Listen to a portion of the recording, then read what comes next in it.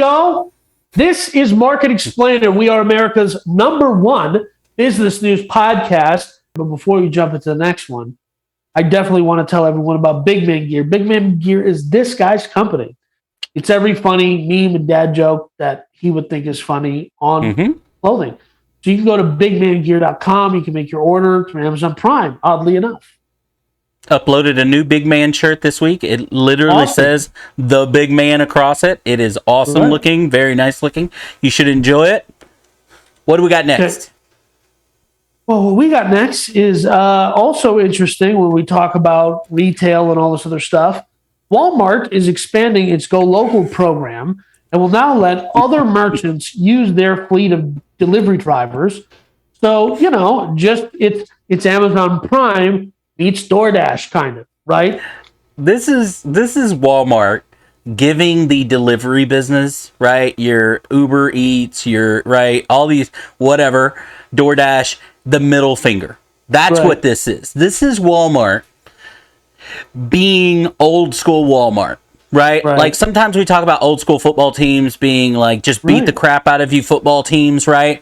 This is Walmart. In the old days when Walmart was first going like spreading across America, there was almost this mafia mentality about Walmart. They're coming to your town, they're shutting down the local pharmacy, they're shutting down the local general store, right? And if they don't sell to them when they get there, they're gonna put them out of business by just beating them up on prices or whatever. Almost this bully mafia mentality. I think Walmart got away from that for a long time because they're just Walmart. And then I think this is them going back to it because they could very easily partner with any number of these people, right? And make it very simple and use their current drivers and whatever. And somebody at Walmart said, huge middle finger, we're going to push all of them out and we're going to make the money. Now, here's what's really messed up about it. It's their plan. Their plan is to work with those company as subcontractors until they have it all up and running. So if you read through the article, they're going to call this Go Local. Is going to be their brand, right? Instead of DoorDash, instead of Uber Eats, it's called Go Local, right? And they have bought some Go Local trucks in certain places. They're also going to use driverless technology, much like Domino's has done. They're going to use drones to deliver a lot of this stuff, and so they've got the money to invest in these driverless. And they bought some vans and stuff like that in certain strategic places. But they say in this article they're going to expand very quickly by subcontracting with probably your DoorDashes, your Uber Eats, or whatever, that then turn around and subcontract that out to your drivers, right? Because remember, drivers for these places, there aren't employees, they're subcontractors. Contractors, correct. So Walmart is literally subcontracting to subcontractors that they're in the process of replacing themselves. Yeah, so here's what I think. I think that what Walmart ultimately will do is price DoorDashes and all these other companies out of the market. Because a company like DoorDash doesn't really have the margins to continue to survive because DoorDash, Uber Eats, Postmates, which is now owned by Uber, none of them actually make a profit because the simple delivery-only business doesn't work at the prices that they've established. But if you're Walmart and this is a value add versus a standalone business. Makes sense, right? Right, because you're making profit from everywhere. That $10 shirt, they already make $8 off of. So when they're paying the driver to, that's why I've never understood the business model of Uber Eats and DoorDash and whatever. I understand the convenience and why people use it. But from the get-go, I never understood how, I don't remember what the original price of DoorDash was, $2 or $3. I mean, it was something really small, right? Where now it's like $7 or $8. And I mean, to have something delivered to your house, I don't know why anybody uses them anymore. To have DoorDash sent to your house, it's essentially $20 no matter what your bill is. Because it's like $8 for DoorDash, and then it's like $8 for the restaurant, and then it's, they've added on all these surcharges and stuff like that. And it's because they're fighting to become profitable. They knew from the get-go that they couldn't charge people $4 and get something delivered to them and get away with it. right? And Right. pay a subcontractor, a They driver. just wanted you to get hooked on the convenience of using delivery, and because And that's Walmart their, doesn't have to go through that. You're already hooked. because you already buy stuff from Walmart. So Mm-hmm. let me just here's what I think is going to happen. I think Walmart will lower the value of a DoorDash, and my guess is it's going to buy DoorDash. They're just going to kick the value down so low that they can buy it at a lower price, and that is that Walmart mafia, like Sam Walton, bust the Mm-hmm. door in with your boots, knuckle them down on price until they're starving for air. And there's a part of me that loves it.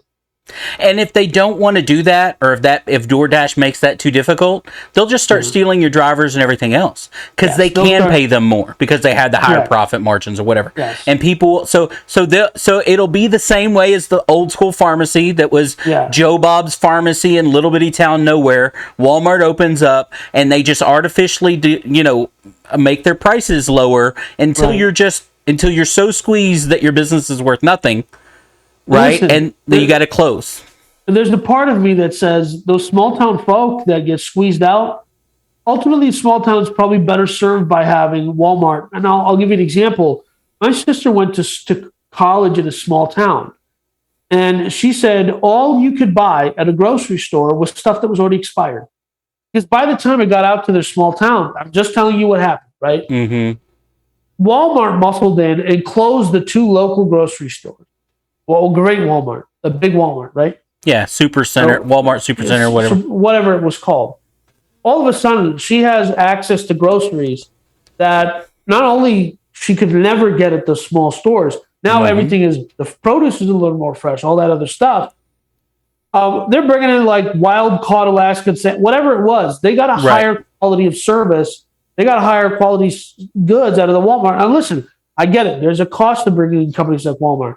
Walmart pays its employees so little because they can afford to, because a lot of them end up on welfare and other supplemental things, but supplemental government pay. But part of the reason they can afford to do that is because that's there, right? The market is enforcing their prices higher because the people who work there have other options.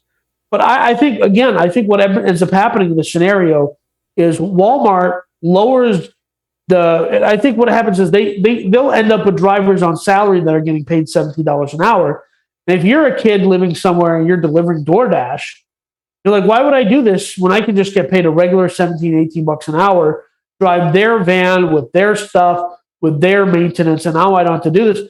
Because, hey, guess what? In a lot of big towns, Walmart will have a tire shop that can do light, like oil changes and stuff.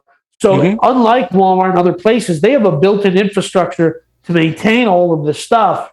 Maintain their fleet and everything else. But look, I think they look at drivers. You're always going to have drivers. People that order a bunch of stuff at one time, right? Or whatever, your weekly grocery orders, whatever it may be. But I think they look at that pie chart and go, how much over the next 5 years can we fit in with driverless delivery cars? Can we fit in with drones that are delivering that one cord you need today, right? Or whatever, right? How much? And I think they think that that slice of pie is pretty big, right? Yes. I think that's what they're betting on, that they can not have 100%, like right now Uber Eats, all DoorDash, they're all relying on subcontractors to deliver it, right? And I think that there is this phenomenon that people are seeing in DoorDash where people will order DoorDash, the driver will get it, see that there's no tip, and realize, man, I got to run Taco Bell to this guy's house for $4. It's going to cost me $5 in gas, so they don't do it. Right? They'll cancel the order. That's a major problem apparently in a lot of your major cities and stuff like that, and missing items, and you know what I mean. And so I think there's a whole lot of problems there, right? So I think a company like Walmart comes in, forces the price down on the value of an asset like a DoorDash, and they just say, "Oh, Walmart Go Local is now called Walmart DoorDash." And yes, guess what? Once you order your family's weekly grocery order, and your kid needs a new pack of box shorts or whatever, hey, on your way home, on your way to my house, pick up dinner at the Pluckers or whatever, right? Right. I think that's what ends up happening, because Walmart is the company that offers enough of a value proposition to drivers and other companies. Because when you tell me it's Walmart delivering something, for whatever reason, it feels a little more legitimate than DoorDash. A third party, absolutely, Yeah. because at that point. Look, I'll give you an example. Here recently, I think it was this past week, HEB has now partnered with Favor. Right. So if you live in a certain area with an HEB that is part of the program, you can have your groceries, all of them, your weekly groceries, delivered to you within an hour or so for free from Favor. Right. HEB's paying them from their profit, right? And you give them a HEB tip and you go on about your business, right? So for those of you who are unfamiliar, in Central Texas, HEB is the large Supermarket, grocery store. We love them. But we love absolutely. them. Okay? HEB has almost a cultish following, more so than any supermarket I've lived in any area. And Favor is an Austin-based delivery app that kind of grew and expanded. It was all over the world. They were in Canada. They were in other cities. They were in other states. And then they were lacking profitability, and they kind of shrunk and shrunk and shrunk. And I always think they're only in Texas. Well, but again, with a partner like HEB, where HEB is now sharing their profitability with them, and they'll probably become a profitable company, or they'll be bought by HEB, and HEB will have this or whatever. My point, though, is here's a partnership that makes sense. Right. Finally. Much like the kitchens we talked about, the ghost kitchens we talked about in supermarkets a couple of weeks ago. Here's a partnership that makes sense, and you know that HEB is going to stand. If you open up your groceries and an extra gallon of milk's not there, or these items aren't there, you know you're going to be able to call HEB, and HEB is going to take care of that. Right? Because it's part of HEB. It's part of what they do. Walmart is going to be the same way. I think. I think when we all look back on this in 5 or 10 years, your Ubers, your Uber Eats, your DoorDash, your Lyfts, all of these companies, and I'm even putting in rideshare like Uber, right, and whatever. All of these entities are not going to exist unless they exist in partnerships with your Walmarts. Exist in partnerships with your Amazons, exist in partnerships with bigger companies, because they couldn't gain profitability alone in doing the service. They just laid like a lot of things, they laid the groundwork and got people addicted to it, right? They penetrated the market, but couldn't get to profitability. So their groundwork is then bought by someone else that uses it properly and has the money to do it right. No, I think that's the way it's going to be. Absolutely. And like I said, so I've made a couple predictions on this episode of Market Explainer. This is the other one. Walmart will end up buying, I believe, DoorDash, because that's the biggest national brand that they can afford to buy. Not afford, but that has the footprint that they would want in an acquisition. But first, they're going to starve them out, and they're going to lower their valuation by just Walmarting them to death. It's brutal business, man. It's brutal business. There you go. I would not want to be in a business that's going to head with Walmart. I wouldn't want to do it.